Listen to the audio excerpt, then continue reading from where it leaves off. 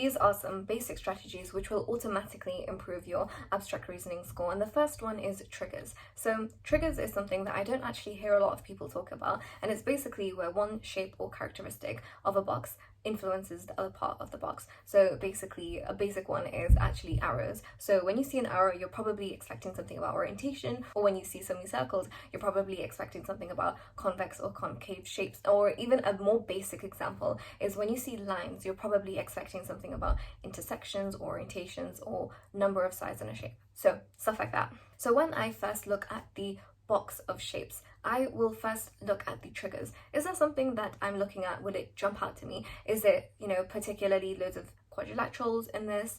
Or, are there arrows? Are there stuff like that? I go through all of the triggers in my cheat sheet and in my other abstract reasoning videos, so if you're interested, you can check those out. But, what shouts out to me? Then I would systematically go through all of my scans and look through, what are the possible combinations. I would also keep in mind that there could be conditionals and distractors.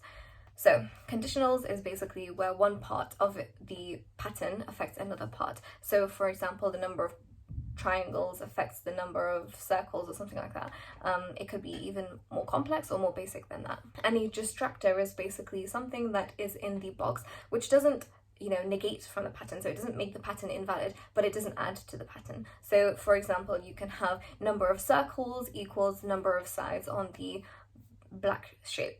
That could be a pattern, and you have a random line in there. So it's not taking away from the pattern, because number of circles still is the number of sides on the black shape, but it's like, what is this? Is the pattern not right and stuff like that? So that's why I always look at the simplest box, the ones with the fewest shapes and stuff like that in it, because you're always going to have the pattern in that box, but there's less likely of having distractors and stuff like that. And then what I would do is I would compare the simplest box to the next simplest box. I would compare and see what's different, try and derive a pattern out of them. Once I've achieved at a pattern, and you get really good at identifying patterns by practice. But once you've identified a potential pattern, then I would, maybe test that out in one or two more boxes. The reason why I wouldn't test that out in all of the boxes is because a lot of the time that's a waste of time. You don't have that much time actually in abstract reasoning, so it's really important to just keep going at it. I'm sure you already know that there are also only 4 different types of questions. You have type 1 and 4, which are basically where you have 2 boxes of 6, and then you have types 2 and 3, which basically are like a series of sequence questions. So per question, it's actually more time efficient to be doing types 1 and 4, because you have 5 example test shapes, and compared to the series where it's only, you're finding out a pattern but it's only 1 question. So I think it's more useful to be focusing on types 1 and 4 and flagging the other 2. But if it's quite simple, if you can see something about rotation or orientation or something like that, then you can go ahead, or you could just flag it and come to it at the end if you have time. Obviously, like I said before, it's very important to get used to the habit of flagging, figuring out what the pattern is. If you realize like, oh, this looks really complicated, I can't figure it out off the bat, so I'm going to flag it, come back to it later, or just guess, because the more time that you get to spend on the easier questions, the higher your score will be, basically. And remember that even the smartest person in the UCAT is not going to be doing every single question. They are going to flag. They've probably honed their skills so well that within the first few seconds of looking at the question, they know whether they can answer it really quickly or not, and whether they should flag it or not and move on. And that's why I say doing practice is so important for abstract reasoning, because you cannot replace practice. You cannot replace doing it under time conditions and trying to look for all of the patterns.